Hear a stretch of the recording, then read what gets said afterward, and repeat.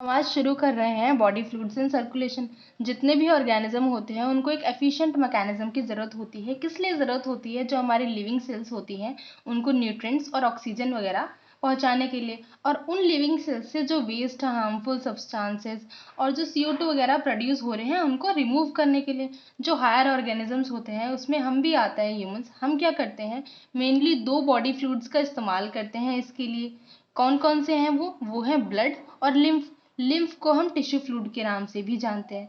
इन दोनों body fluids का हम इस्तेमाल करते हैं सब्सटेंसेस को एक जगह से दूसरी जगह ट्रांसपोर्ट करने के लिए। ब्लड जो होता है मोस्ट कॉमनली हम इस बॉडी फ्लूइड का इस्तेमाल करते हैं सब्सटेंसेस को एक जगह से दूसरी जगह ट्रांसपोर्टिंग के लिए। ब्लड जो होता है स्पेशल कनेक्टिव टिश्यू का टाइप होता है। ब्लड में फ्लूइड मैट्रिक्स, प्लाज्मा और फॉर्म्ड एलिमेंट्स प्रेजेंट होते हैं। हमारा आज का टॉपिक है ब्लड। 100% ब्लड में प्लाज्मा होता है 55% और फॉर्म्ड एलिमेंट्स होते हैं 45%। फॉर्म्ड एलिमेंट्स को हमने 3 पार्ट में डिवाइड किया है: आरबीसी, डब्ल्यूबीसी, प्लेटलेट्स। आरबीसी को हम एरिथ्रोसाइट कहते हैं, डब्ल्यूबीसी को ल्यूकोसाइट कहते हैं और प्लेटलेट्स को थ्रोम्बोसाइट भी कहते हैं। आरबीसी हमारे सेल्स होते हैं, डब्ल्यूबीसी भी सेल्स होते हैं और प्लेटलेट्स क्या होती है? सेल फ्रेगमेंट्स होते हैं। ये जो प्लाज्मा है ना, इसमें 90 से लेकर 92% प्लाज्मा वाटर होता है। ये भूसे से कलर का विस्कस फ्लूइड होता है। प्लाज्मा के अंदर 6 to 8% प्रोटीन्स प्रेजेंट होते हैं। इसके अलावा प्लाज्मा में स्मॉल अमाउंट में मिनरल, ग्लूकोज, अमीनो एसिड वगैरह भी प्रेजेंट होते हैं।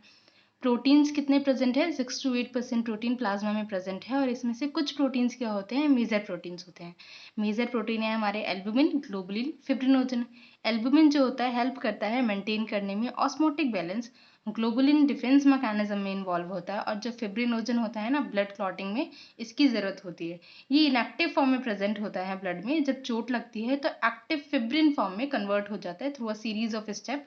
इसके अलावा भी कुछ प्रोटीन्स प्रेजेंट होते हैं प्लाज्मा में, वो आते हैं हमारा प्रोथ्रोम्बिन। उसमें प्रोथ्रोम्बिन क्या होता है? इनएक्टिव फॉर्म में प्रेजेंट है। लीवर के थ्रू ये प्रोड्यूस होता है, प्लाज्मा में प्रेजेंट है और ये भी क्लॉटिंग के लिए रिस्पॉन्सिबल होता है। प्लाज्मा में से अगर हम ये क्लॉटिंग फैक्टर को रिमूव कर दे तो बचा हुआ सारा प्लाज्मा हमारा क्या होता है?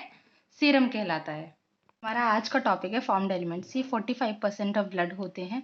फॉर्म्ड एलिमेंट्स क्या है? RBC, WBC, platelets. इन तीनों को इकट्ठे मिला के हम फॉर्म्ड एलिमेंट्स बोलते हैं। आरबीसी का दूसरा नाम इराइथ्रोसाइट है। ये मोस्ट अबंडेंट सेल है।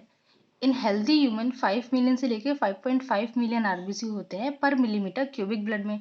ये रेड मैरो सेल्स में बनते हैं। आरबीसी जो होते हैं डिवाइड ऑफ न्यूक्लियस होते हैं। मोस्टली मैमल्स में जो आरबीसी होते हैं उनके पास न्यूक्लियस नहीं होता। आरबीसी की शेप जो होती है बाइकनकेव होती है। आरबीसी के पास हीमोग्लोबिन होता है, ये आयरन वाला प्रोटीन होता है और ये रेड कलर का होता है। इसी की वजह से जो आरबीसी होते हैं वो रेड होते हैं। हेल्दी पर्सन के अंदर 12 से लेकर 16 ग्राम हीमोग्लोबिन होता है 100 ml ब्लड में। आरबीसी जो होते हैं एक इम्पॉर्टेंट रोल प्ले करते हैं गैसेस के ट्रांसपोर्ट में। इनसे जुड़ के 97% ऑक्सीजन का ट्रांसपोर्ट होता है। आरबीसी का लाइफ स्पेन 120 डेज का होता है और उसके बाद ये स्प्लीन में जाके डिस्ट्रॉय हो जाते हैं। इसलिए स्प्लीन को हम ग्रेवयार्ड ऑफ आरबीसी भी कहते हैं। हमारा अगला टॉपिक है ल्यूकोसाइट। ल्यूकोसाइट को हम डब्ल्यूबीसी के नाम से भी जानते हैं। ये कलरलेस होते हैं क्योंकि इनके पास हीमोग्लोबिन नहीं होता है। ये क्या होते हैं? न्यूक्लिएटेड होते हैं, मतलब डब्ल्यूबीसी के पास न्यूक्लियस होता है। एवरेज डब्ल्यूबीसी कितने होते हैं? 6000 से लेके 8000 होते हैं पर मिलीमीटर क्यूबिक ब्लड में। डब्ल्यूबीसी जो होते हैं शॉर्ट लिव्ड होते हैं। ये जो डब्ल्यूबीसी है इनको हमने दो टाइप में डिवाइड किया है, ग्रेनुलोसाइट और आग्रेनुलोसाइट। ग्रेनुलोसाइट को 3 टाइप में, न्यूट्रोफिल्स, बेसोफिल्स, साइनोफिल्स, और आग्रेनुलोसाइट को 2 में, लिम्फोसाइट्स एंड मोनोसाइट्स। ग्रेनुलोसाइट्स में जो न्यूट्रोफिल्स होते हैं ये 60 to 65% ऑफ टोटल डब्ल्यूबीसी होते हैं। ये क्या होते हैं? फेगोसाइटिक सेल होते हैं, कीटाणु को सेल के अंदर लेंगे और मार देते हैं। इसके बाद आते हैं बेसोफिल्स। ये 0.5 से 1% होते हैं, सिक्रेट करेंगे हिस्टामिन, सेरोटोनिन और हैपरिन। हैपरिन एंटीकोगुलेंट है और ये क्या करते हैं? इन्फ्लेमेशन रिएक्शन भी कराते हैं। इसाइनोफिल्स 2 से लेकर 3% होते हैं, ये इन्फेक्शन से रेजिस्ट करते हैं और एलर्जिक रिएक्शन से जुड़े होते हैं। आग्रेनुलोसाइट जो होते हैं 2 टाइप के हैं, लिम्फोसाइट्स, मोनोसाइट। मोनोसाइट भी क्या होते हैं? न्यूट्रोफिल्स की तरह ही होते हैं, फैगोसाइटिक है, कीटाणु को सेल के अंदर लेंगे मार देंगे। 6 to 8% होते हैं ये। लिम्फोसाइट जो होते हैं 20 से लेके 25% होते हैं। 2 टाइप में डिवाइड किया है, बी सेल्स, टी सेल्स। और ये दोनों के दोनों क्या होते हैं? इम्यून रिस्पॉन्स प्रोड्यूस करने के लिए रिस्पॉन्सिबल होते हैं। हमारा अगला टॉपिक है प्लेटलेट्स। प्लेटलेट्स को हम थ्रोम्बोसाइट्स के नाम से भी जानते हैं।